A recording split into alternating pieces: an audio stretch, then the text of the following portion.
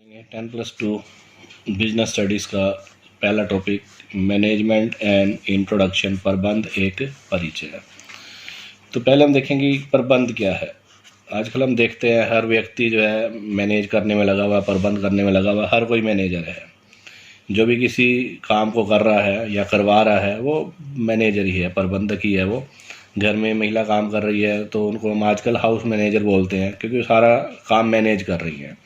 कहीं हमने बाहर जाना है सुबह, तो उसमें भी मैनेजमेंट इन्वॉल्व है। हम पहले से सिस्टम बना के रखेंगे कि कैसे कैसे काम को, किस स्टेप पर कौन सा काम करना है, कैसे करना है। ये भी हम पहले ट्रेन में बैठ जाएं, ट्रेन चल पड़े और उसके बाद टिकट खरीदने की सोचिए हम, ऐसा नहीं होता ना। तो हम पहले क्या करेंगे, टिकट खरीदेंगे, ठीक है। उसके बाद स्टेशन पर जाएंगे, प्लेटफार्म पर जाएंगे और फिर ट्रेन में बैठेंगे। तो एक प्रबंध का एक हिस्सा है, ये मैनेजमेंट है। ये स्कूल का प्रिंसिपल है, वो भी मैनेज कर रहा है, चारों तरफ देख रहा है, वो टाइम टेबल बना रहा है। जो टाइम टेबल है वो भी मैनेज, प्रबंध का एक हिस्सा है। एक शेड्यूल बन जाता है कि इस समय पर एक टीचर जाएगा, इस समय पर दूसरा जाएगा। अगर ऐसा ना हो, प्रबंध ना हो, शेड्यूल ना बनाओ, टाइम टेबल ना बनाओ, तो एक क्लास में एक टाइम में 2 टीचर चले जाएंगे, तो दिक्कत हो जाती है। तो कोई भी संस्था हो, चाहे वो एजुकेशन से रिलेटेड है, धर्मार्थ संस्था है, कोई धर्म से रिलेटेड है, चाहे वो बिजनेस से रिलेटेड संस्था है, सब में हमें मैनेजमेंट की ज़रूरत पड़ती है। बिना मैनेजमेंट के किया गया कोई भी काम जो है दिशाहीन होता है।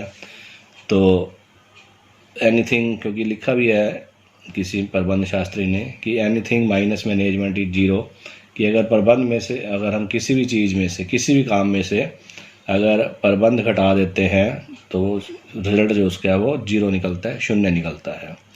तो अब हम देखेंगे इसका मीनिंग क्या है। मीनिंग में क्या है, the simplest meaning of management is, क्या management is what a manager does, कि मैनेजमेंट वो है जो एक मैनेजर के द्वारा किया जाता है, प्रबंध वह है जो एक प्रबंधक करता है। It is the process of conducting A set of functions.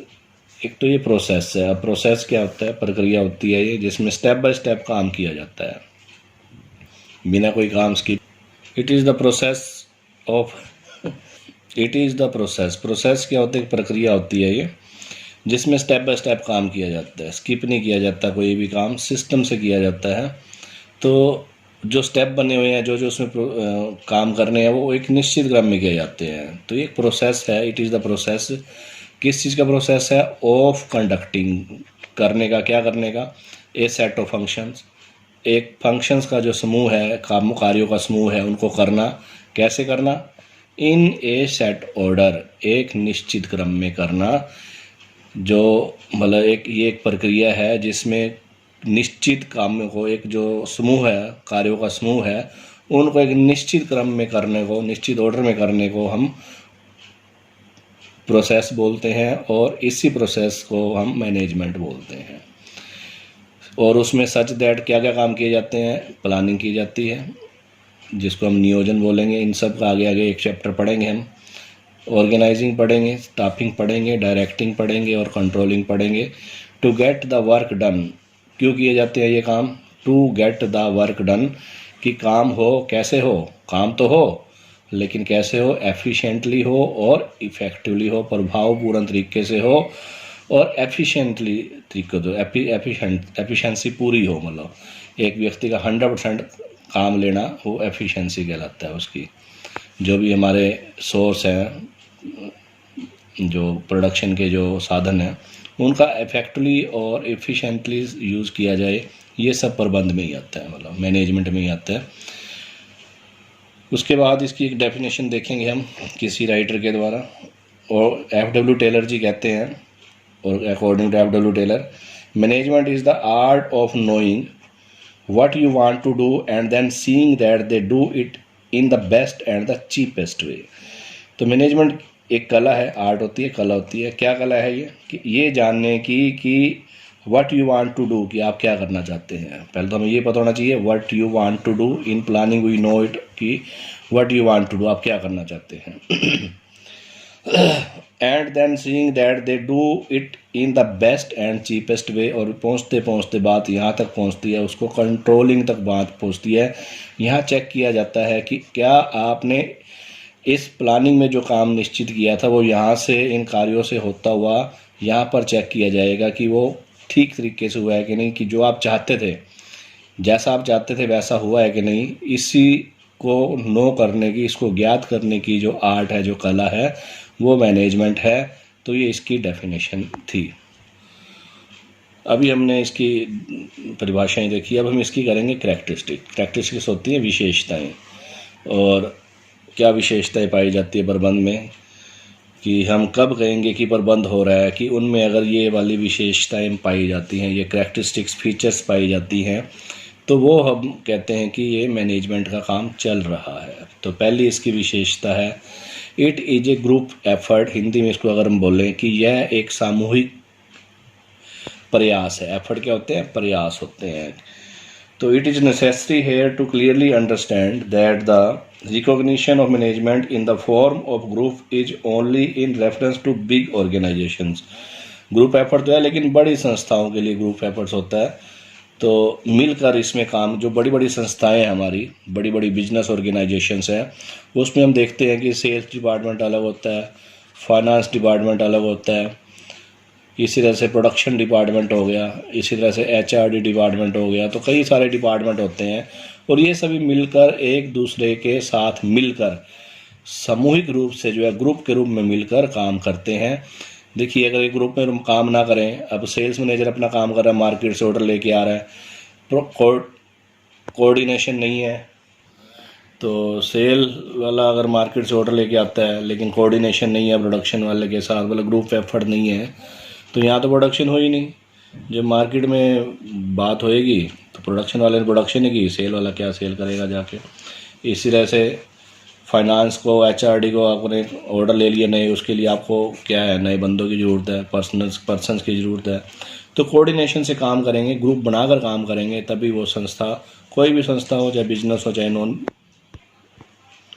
दूसरा पॉइंट है इसमें, it is A goal oriented process. Goal oriented का मतलब क्या है? गोल होता है हमारा जो हमने जो अचीव करना है, व्हाट टू अचीव, उसको अचीव करने का प्रोसेस है। हम प्लानिंग में क्या देखते हैं, हमने अचीव क्या करना है, और ये सारे काम प्रबंध के जो है उसी के लिए किए जाते हैं, गोल को अचीव करने के लिए। तो hence it is a goal oriented process. Third point is distinct entity. Distinct entity का मतलब क्या है कि इसका जो अस्तित्व है, in the view of widening scope of business it is not possible for an, एक पर्सन के लिए, जो मालिक है, जो उसके लिए पॉसिबल नहीं है कि वो सारी एक्टिविटीज़ स्वयं करे, क्योंकि बड़ा बिजनेस अब एक्सपेंशन जब हो जाता है तो sales, finance, production, banking, accounting, सारे काम एक अकेला व्यक्ति नहीं कर सकता।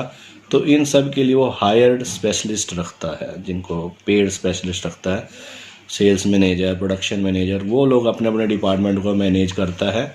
तो इसलिए कहते हैं कि ये एक डिस्टिंक्ट एक्टिविटी है, क्यों एंटिटी है, क्योंकि आजकल जो है बिजनेस का जो स्कोप है बहुत ज़्यादा बढ़ गया है। Then it is a intangible. Intangible क्या होता है? अदृश्य शक्ति है, जो दिखाई नहीं देती लेकिन हो रहा है। कैसे पता लगता है कि अच्छा प्रबंध हो रहा है? कोई ऐसे लगेगा कि अच्छी मैनेजमेंट है अगर उसके रिजल्ट्स जो हैं, रिजल्ट्स मीन्स प्रॉफिट, ग्रोथ हो रही है, बिजनेस में प्रॉफिट भी हो रहा है और ग्रोथ भी हो रही है, एक्सपेंशन भी हो रहा है, तो हम कहते हैं कि वहाँ अच्छा प्रबंध हो रहा है। तो इसलिए हम कहते हैं कि ये एक इनटेंजिबल फोर्स है, दिखाई नहीं देती, केवल महसूस कर सकते हैं। It is a process. अभी मैंने ऊपर डेफिनेशन में इसके बारे में बहुत कुछ बताया कि एक प्रक्रिया है, प्रोसेस है, no skipping of steps, step by step काम किया जाता है। ये पॉइंट समझो हो गया हमारा। इट इज़ एन इनबोर्न, ये जो एक प्रबंधक जो होता है, जो मैनेजर बनते हैं, वो उनके अंदर इनबोर्न मतलब जन्मजात प्रतिभा होती है, और इसको एक्वायर भी किया जा सकता है।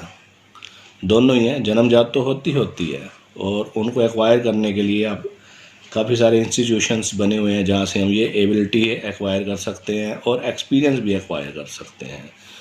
तो एक जन्मजात और अर्जित प्रतिभा है। It is an universal activity. आप चाहे कोई भी काम कर रहे हो, चाहे आप खेल रहे हो, चाहे आप मकान बना रहे हैं, चाहे आप मंदिर में हैं, गुरुद्वारे को प्रबंध कर रहे हैं, स्कूल्स का कर रहे हैं, कॉलेजेस का कर रहे हैं, और बिजनेस ऑर्गेनाइजेशंस का कर रहे हैं, ये हर जगह पाया जाता है। बिना मैंने, क्योंकि अभी हमने कहा कि anything minus management is equal to 0। So it is an universal activity, मतलब हर स्थान पर पाई जाती है। It is a multi disciplinary. Discipline क्या होते हैं, जैसे आपका ज्योग्राफी, फिजिक्स, ये सब्जेक्ट्स हो गए, मतलब सोशलॉजी, हिस्ट्री।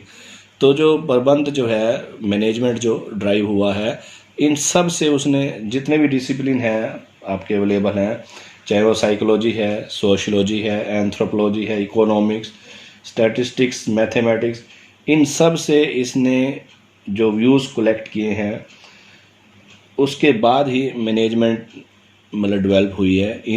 इनको बेस बनाकर, मतलब इनसे उसने विचार लिए और उनसे फिर प्रबंध का निर्माण हुआ। It is social science. Social science तो अपनी होगी जहाँ पर सोसाइटी इन्वॉल्व होगी। हम प्रबंध किसका कर रहे हैं, व्यक्तियों का प्रबंध कर रहे हैं, वस्तुओं का प्रबंध नहीं होता, इसमें व्यक्तियों का प्रबंध होता है। और प्रबंध करने वाला कौन है, he is also an human being. जो मैनेजर है वो भी ह्यूमन बीइंग है, और जो टू बी मैनेज्ड है वो भी ह्यूमन बीइंग है। तो उनके रिलेटेड हमने जो भी करना है वो सोशल साइंस हो जाती है। और इट इज़ ए सिस्टम, ये एक सिस्टम है। Now when management is being looked upon as a system, it means that we are moving fast to the direction of thorough and absolute knowledge. अब ये एक सिस्टम बन गया है, तो हम एक फास्ट और थोरो नॉलेज की तरफ बढ़ रहे हैं। तो ये हैं इसकी कुछ विशेषताएं, और भी हैं। तो मेन फीचर्स हमने इसकी देखी, तो इससे हमें प्रबंध की जो और डेफिनेशन क्लियरली समझ आ जाती है कि what do you mean by management. तो अगले वीडियो में हम इसकी ऑब्जेक्टिव्स और इम्पोर्टेंस देखेंगे। अगर आपको वीडियो पसंद आए तो लाइक, सब्सक्राइब और शेयर ज़रूर करें। धन्यवाद।